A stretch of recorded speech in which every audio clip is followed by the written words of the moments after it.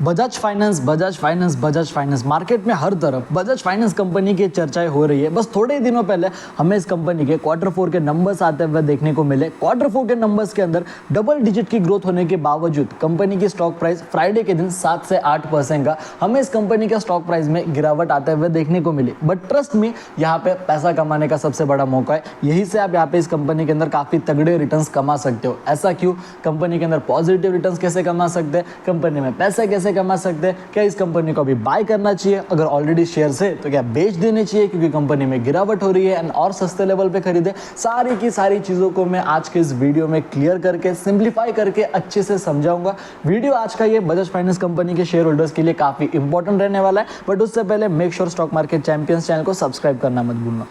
सबसे पहले देखो, बजाज फाइनेंस कंपनी की अगर आप करंट मार्केट प्राइस देखते हो 6,730 रुपए के करीब हमें इस कंपनी की करंट मार्केट प्राइस ट्रेड करते हुए देखने को मिल रही है। ठीक है, अभी अगर आप कहोगे सर इस कंपनी के Q4 के नंबर्स आके गए, आपने इसके ऊपर वीडियो नहीं बनाया, देखो मैं थोड़ा बिजी चल रहा था बाकी बिजनेस के ऊपर ध्यान देने में, सो मैं यहाँ पे थोड़ा ध्यान कम दे पाया। लेकिन नंबर्स डेफिनेटली जैसे ही कंपनी के नंबर्स आए मैंने नंबर्स ओपन करे, नंबर्स सर ओपन करे तो वीडियो बना देते। देखो मेरे खुद के भी पोर्टफोलियो मुझे मैनेज करने रहते हैं, मेरे भी काफ़ी पोर्टफोलियोज है and personally Bajaj finance company मेरे पूरे फैमिली मेंबर के पास है। ठीक है, मेरे घर में हर एक इंसान के पास बजाज फाइनेंस कंपनी है। मेरे पर्सनल पोर्टफोलियो शॉर्ट टर्म का लॉन्ग टर्म का दोनों में इस कंपनी में इन्वेस्टमेंट है। जो शॉर्ट टर्म का भी मेरा छोटा पोर्टफोलियो है उसके अंदर भी मैंने इसमें 6 डिजिट में पैसा डाल के रखा है। सो डेफिनेटली काफ़ी बड़ी अमाउंट बजाज फाइनेंस के अंदर इन्वेस्टेड है, तो नंबर्स तो कंपनी के देखना बनता ही बनता है, चाहे आप फिर कितने भी बिजी हो जब आपका इतना बड़ा पैसा लगा हुआ रहता है। सो देखो बजाज फाइनेंस कंपनी 7.5% गिरी फ्राइडे के दिन। उससे पहले कंपनी के नंबर्स आए, कंपनी के जो Q4 के नंबर्स थे उसके अंदर हमें जो जंप देखने को मिला it was somewhere around 21 to 22%।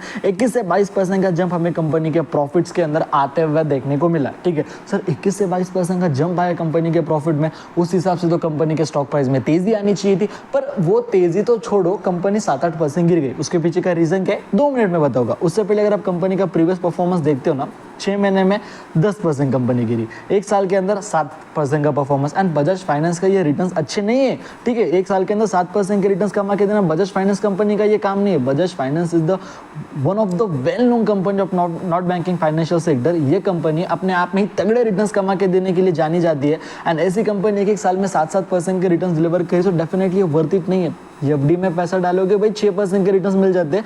अगर आप म्यूचुअल फंड में भी पैसा डालते 10% प्लस रिटर्न्स थे आपको यहाँ पे। बट बजाज फाइनेंस जैसी कंपनी के अंदर इक्विटी में रिस्क लेके पैसा डाल रहे हैं, 1 साल में सर 6-7% के रिटर्न। ठीक है, कोई फर्क नहीं पड़ता, साल 2 साल कंपनी नहीं चली ना, कोई फर्क नहीं पड़ता। कंपनी के अंदर लॉन्ग टर्म के लिए टिके रहो।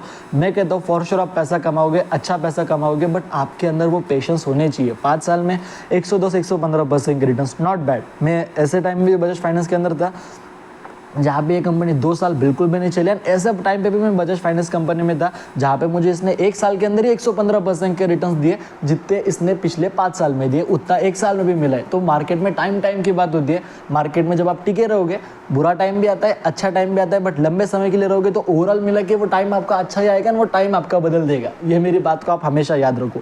मैक्सिमम रिटर्न्स की मैं बात करता हूँ 1,16,000% के रिटर्न्स है, अपने आप में ही सॉलिड मल्टी बैगर रिटर्न्स। आप इसके यहाँ पे डेफिनेटली कंसिडर कर सकते हो। Now sir what are the news? Sir company के अंदर गिरावट की चीज़ें क्या है वो बताइए। तो चलो मेन न्यूज़ की तरफ बढ़ने से पहले एक और चीज़ आपके साथ यहाँ पे मैं शेयर कर देता हूँ कि बजाज फाइनेंस कंपनी को Q4 के नंबर्स आने के बाद ICICI सिक्योरिटीज़ ने बाइंग करने की recommendation the with the target price of 8,500। Sir ये तो काफ़ी बढ़िया न्यूज़ है। ICICI securities bullish on Bajaj finance has recommended buy rating on the stock with the target price of 8,500 rupees in its research report dated on April 26, 2024। Numbers आने के बाद हमें एक कंपनी को टारगेट्स मिलते हुए देखने को मिले।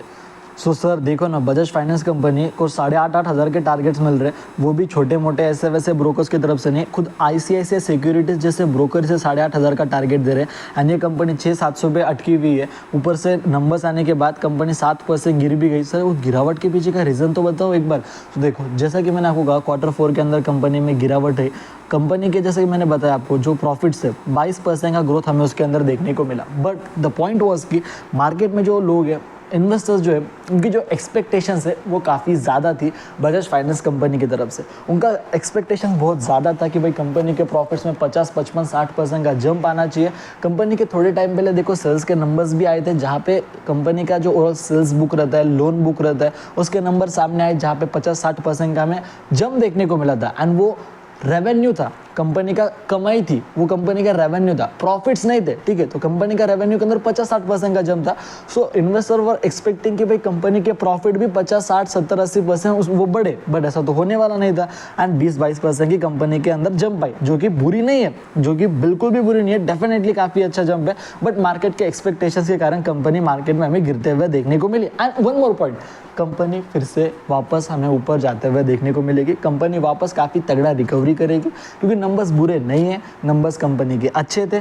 मार्केट में कंपनी ने 36 रुपीज़ का डिविडेंड भी दिया। सो डेफिनेटली कंपनी यहाँ पे बाउंस बैक फॉर श्योर करेगी, तेज़ी आएगी। 8,500 का 9,000 का टारगेट बड़े बड़े ब्रोकर्स दे रहे हैं, जो कि बिल्कुल भी बुरा नहीं है, बिल्कुल भी गलत नहीं है। फॉर श्योर वो टारगेट अचीव भी है कंपनी करेगी, बट टाइम लगेगा। एंड नंबर्स अच्छे हैं, मार्केट के एक्सपेक्टेशंस के कारण कंपनी गिरी, ये बात याद रखना। बाकी अगर आपको वीडियो पसंद है तो वीडियो को लाइक कर देना, चैनल को सब्सक्राइब कर देना। बाकी अगर वीडियो पसंद है, जय हिंद, धन्यवाद।